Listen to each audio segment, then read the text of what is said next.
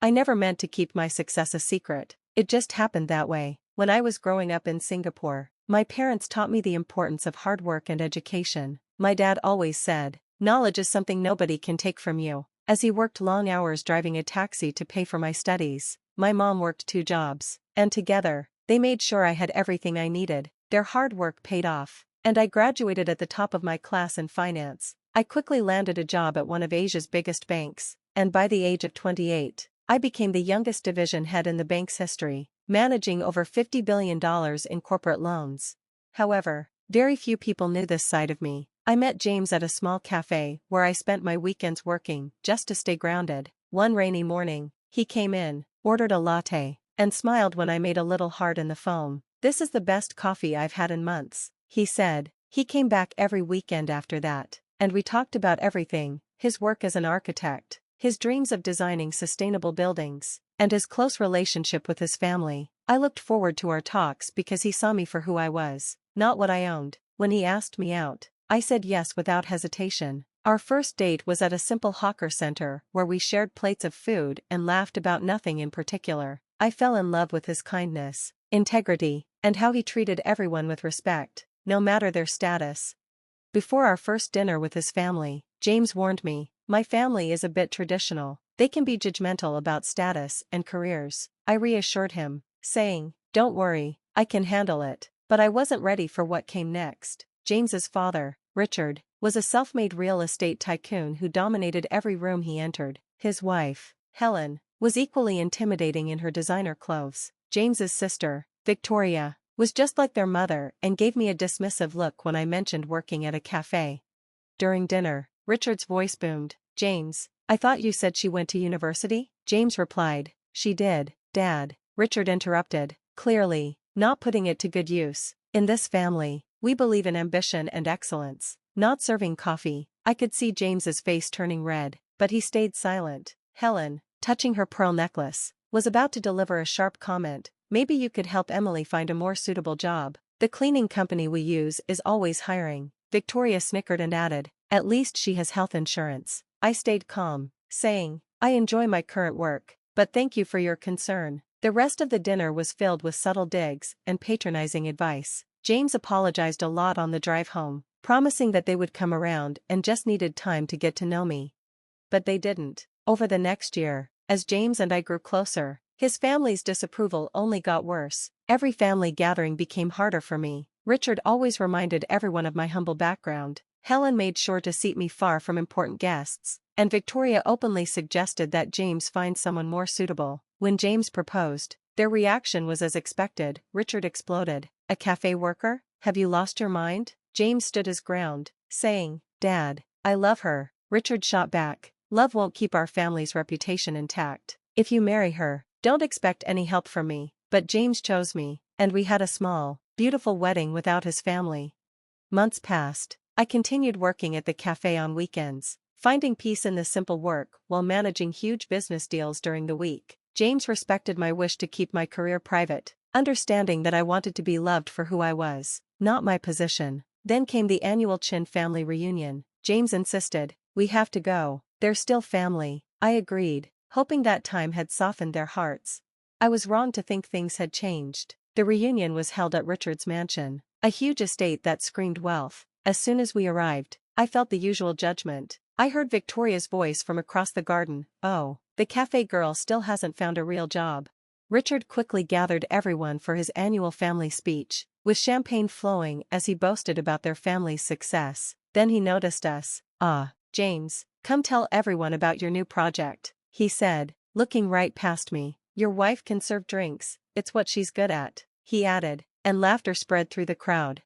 James opened his mouth to say something, but before he could, there was a sudden disturbance near the house. Richard's secretary came rushing out, looking worried. "Mr. Chen, urgent call from the bank." Richard waved her off. "Not now, we're celebrating.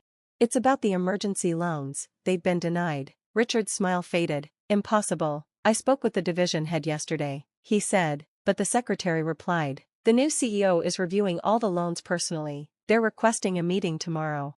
I felt my phone vibrate. It was my secretary calling, and I knew what this was about. Richard's company had been flagged for suspicious accounting, and as the CEO of the corporate banking division, I had ordered a full audit. The timing couldn't have been more perfect. I excused myself and quietly stepped away from the crowd to take the call. "Ma'am," my secretary whispered, "the audit shows worse financials than we thought. There's evidence of systematic misrepresentation of assets." I told her to send me the files, and I would review them that night. When I returned, Richard was in full crisis mode. His face, usually smug, was now full of barely hidden panic as he barked orders into his phone. Helen stood nearby, nervously twisting her hands. Victoria came up to me with a fake sympathetic tone. "Looks like Daddy's company is having some problems. Not that you'd understand business matters." I smiled politely and said, "No, thank you, but I do have a question. How's your position at your father's company?" She proudly said, "I'm Executive Vice President of Operations." "Interesting," I said, "and what exactly do you do?" Her smile faltered. "I oversee things, important things, like the shell companies in the Cayman Islands." Victoria's glass slipped from her hand and shattered on the marble floor. Several people turned to look at us. "I don't know what you're talking about," she hissed. "The ones hiding your father's debt?" I asked. "Or the inflated property valuations?" Before she could reply, Richard's voice boomed across the garden. "Everyone, party's over. Family emergency." The guests began to leave. Richard pulled James aside and said, "Son, I need your help. The bank is being unreasonable. Your architecture firm has good relationships with other banks, right?" James looked uneasy and replied, "Dad, we're just a small firm. We don't deal with those kinds of loans." Richard exploded. "Useless, just like your choice of wife. If I lose this company, it's your fault for bringing bad luck into this family." That was enough for me. I stepped forward, holding my phone. "Mr. Chen, I believe we have a meeting tomorrow at 9 a.m. He barely looked at me. "This doesn't concern you, coffee girl." "Actually, it does," I said calmly, opening my banking app to show my executive profile. "I'm the CEO. You'll be meeting me." The silence was deafening. Richard's face showed confusion, disbelief, and horror. Helen's pearl necklace fell to the ground. Victoria looked like she was about to faint. Richard stammered, "Emily Chen, CEO of Corporate Banking Division, Singapore United Bank?" I nodded and said, "Your loan applications crossed my desk last week. The irregularities were a concern." James stared at me, mouth open. "Emily," I explained softly, "all this time, I wanted to be loved for who I am, not what I own. You gave me that gift. Your family, not so much." Richard suddenly straightened up, his business instincts kicking in. "Well, this is wonderful news. We're all family here. Surely we can work something out." "Family?" I echoed. "Like when you called me a gold digger at our wedding reception? Or when you told your business partners that James married beneath his station?" Helen stepped forward, arms open. "Darling, we were just protecting our son. Surely you understand." "I understand perfectly," I said. "You judged me, humiliated me, and treated me like dirt because you thought I was beneath you. Now you want my help?" Victoria tried to smooth things over. "Emily, sweetie, we were just teasing. It was all in good fun." I turned to James and asked, "Did you know about your sister's role in the company?" He shook his head. "She said she was handling operations. She's been helping your father hide debt and inflate assets. The audit shows years of financial manipulation." Richard's face turned purple. "Now see here, you can't just—" "I can and I will," I interrupted. "Tomorrow's meeting isn't about loans. It's about a fraud investigation." The color drained from Richard's face. "You wouldn't dare." "Family?" I laughed softly. "Let me share some wisdom from my father, the taxi driver you mocked at my wedding. He taught me that true family supports you, believes in you, and loves you regardless of your status. You've done none of those things." I took James's hand. "The authorities will be contacting you tomorrow. I suggest you get your lawyers ready." As we turned to leave, Helen called out desperately, "Wait, what about Victoria? She was just following orders." I paused at the door and said, "Actions have consequences, Helen. Victoria chose to be part of the fraud. She'll face the same investigation as everyone else." The drive home was quiet. Finally, James spoke. "Why didn't you tell me? Would you have treated me differently if you knew?" I asked. He thought for a moment. "No, I fell in love with you, not your job." "That's why I fell in love with you too," I said, squeezing his hand. "I'm sorry for keeping this from you. I just needed to know our love was real." "What happens now?" he asked.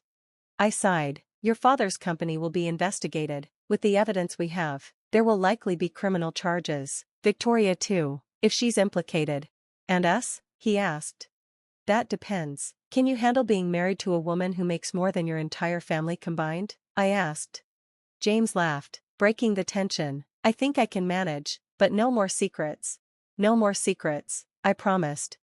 The next morning, Richard arrived at my office exactly at 9 a.m. Surrounded by his lawyers. Gone was the arrogant tycoon. In his place was a man who finally realized he wasn't the most powerful person in the room.